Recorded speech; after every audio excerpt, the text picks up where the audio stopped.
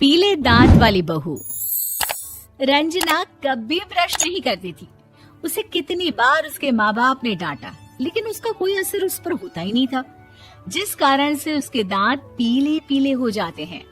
शादी के बाद अरे बहू, वैसे तो तुझ में कोई कमी नहीं है, पर तेरे दांत इतने पीले कैसे हैं बेटा? कैसे मतलब? कोई सर्जरी थोड़ी ना कराइए। वो तो क्या नाम, मैं ब्रश नहीं करती थी तो पीले हो गए। अब क्या करूं? आप कहें तो लाल करवा लूं या फिर काले? यार ये क्या है, क्यों माँ से लड़ रही हो? लड़ रही हूँ? अरे मैं लड़ रही हूँ या ये बोल रही है कि दांत पीले हैं, पीले। अरे तपस्या थोड़ी ना की है इन्हें पीले करने के लिए। बकायदा ब्रश नहीं किया है 20 साल तक, तब जाकर। छी, कैसी बात कर रही हो? ये उस वक्त तो पीले नहीं थे जब हम लोग तुम्हें देखने आए थे। अरे तब साफ करवा लिया होगा डेंटिस्ट के पास जाकर। अब देखो कैसे पीले पीले लग रहे हैं। रंजना सास की तरफ गुस्से से देखती है। फिर शुरू हो गई पीले पीले पीले। अरे पीले तो तब भी थे जब मेरे हाथ का रसगुल्ला उड़ा उड़ा कर खा रही थी और बोल रही थी, लड़की नहीं गुणों का खजाना दे रहे भाई साहब आप। खैर, अब वो लोग करते भी तो क्या करते, पीले दांत वाली बहू पल्ले पड़ी थी तो झेलना तो था ही। एक दिन कीर्तन में रंजना गाना गा रही थी। अरे कमला बहन, माँ का द्वार है, यहाँ तो सब शुद्ध होकर आते हैं, फिर अपनी बहू को ब्रश भी नहीं करवाती तुम। दूर से पीले पीले दांत भक्ति में बाधा उत्पन्न कर रहे हैं। अरे कोई 2 साल के बच्चे थोड़ी ना लेकर आई हूँ मैं बहू बनाकर। अच्छी खासी लड़की है, अरे कैसे करवाऊं ब्रश? ये तो उसे खुद करना चाहिए ना। अब माँ बाप तो इसके जैसे तैसे निपटा दिए, ये नहीं सोचा कि सास कैसे संभालेगी।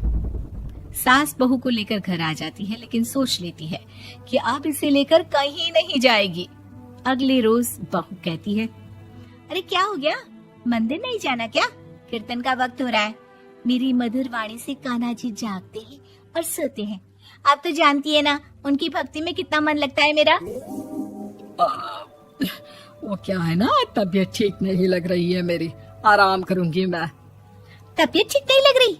अभी तो मिथुन के गाने पर नाच रही थी आप, और अब बोल रही है कि तबीयत ठीक नहीं लग रही।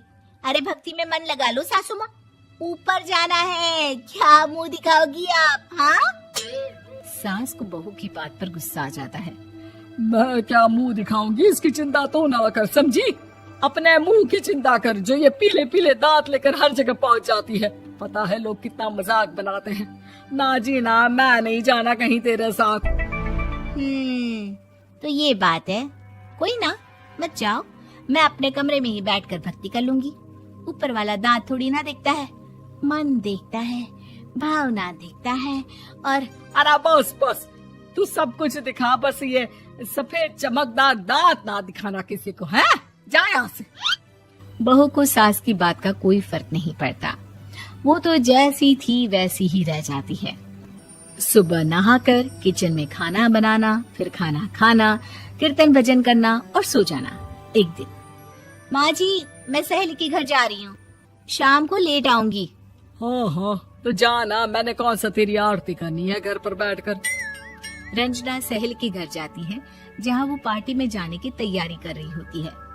अरे शिखा, कहाँ जाने की तैयारी कर रही है? मैं गलत वक्त पर आ गई क्या? अरे नहीं यार, उल्टा सही वक्त पर आ गया। मैंने ये साड़ी और ज्वेलरी निकाली है यार, शाम को इनके ऑफिस की एक पार्टी में जाना है। बताना कैसा लग रहा है ये सब? नहीं यार, इस ड्रेस के साथ तो वो वाली ज्वेलरी अच्छी लगेगी। हाँ हाँ सही बोल रही है, मैंने ध्यान ही नहीं दिया। वैसे तो हमेशा से मस्त फैशन सेंस रखती है। तो बड़ा जाती होगी ना पति के साथ पार्टी में। रंजना कुछ नहीं बोलती, बस सोचती है कि यार काश ये बात सही हो जाती, पर मैं क्यों नहीं जाती पार्टी में? क्या इन लोगों की कोई पार्टी होती नहीं होगी? रंजना घर आती है और रात में पति से सवाल करती है, एक बात बताइए, आप मुझे किसी पार्टी में क्यों नहीं ले जाते? क्या आपके यहाँ ऑफिस में पार्टी नहीं होती? पति बेचारा क्या कहता कि दांत पीले हैं तुम्हारे इसलिए। अरे कोई पार्टी होती नहीं हम लोगों के ऑफिस में, तो कहाँ से लेकर जाऊं? और मार्केट, मॉल, कहीं वीकेंड घूमना, कहीं तो। अरे यार सारे हफ्ते में एक छुट्टी मिलती है, तो सोचता हूँ कि आराम ही कर लूं। क्यों? रंजना मन मार के रह जाती है। पहले कभी सास के साथ मंदिर जाया करती थी, लेकिन वो भी सास ने ले जाना बंद कर दिया। घर बैठी बैठी रंजना बोर हो जाती है। तभी उसे आइडिया आता है और वो मायके जाने का सोचती है। सासू माँ, 2 दिनों के लिए मम्मी के घर जा रही हूँ। अच्छा ठीक है, आराम से जा। और हाँ, माँ से कुछ अच्छी आदत सीख कर आना कि कैसे शरीर के हर भाग की तरह दांतों की सफाई भी जरूरी होती है, समझी? शुरू हो गई ना आप। वो लोग आपकी तरह नहीं है कि छोटी छोटी बात का बतंगड़ बना दे। उन लोगों के लिए मैं मायने रखती हूँ, ना कि मेरे पीले पीले दांत। रंजना माँ को बिना बताए उन लोगों को सरप्राइज देती है, लेकिन जैसे ही वो दरवाजे पर पहुंचती है, अंदर देखती है कि घर वाले कहीं जा रहे होते हैं। अब माँ, काश रंजना दीदी के दांतों वाली प्रॉब्लम नहीं होती, तो वो भी हम लोगों के साथ चलती ना बुआ जी की बेटी की शादी में। हाँ बेटा, लेकिन अब उसे कौन समझाए कि उसको उसके पीले दांत नहीं दिखते, लेकिन उसके आसपास के लोगों को कितना एम्बैरेसिंग फील कराते हैं। मुझे तो कितनी बार उसके स्कूल की टीचर ने शिकायत की कि उसके साथ कोई लड़की बैठना भी नहीं चाहती, और ना ही कॉलेज में कोई उससे बात करना चाहता था। लेकिन पता नहीं क्यों उसे ये बात समझ में ही नहीं आती। कोई कमी नहीं है उस लड़की में, बस यही कि दांत पीले हैं। वो तो भला हो जीजा जी और उनकी माँ का, जो दीदी को जैसी है वैसे ही रखा हुआ है। रंजना को अपने घर वालों की बात सुनकर बहुत दुख होता है। वो सोचती है कि वो क्या करे, लेकिन फिर वो सीधा डेंटिस्ट के पास जाती है, अपने दांत चमकाती है और कसम खाती है कि वो रोज ब्रश करेगी। अरे क्या हो गया? तुम तो 2 दिनों के लिए गई थी ना, पर कोई ना, अच्छा है, चलो आ गई तो।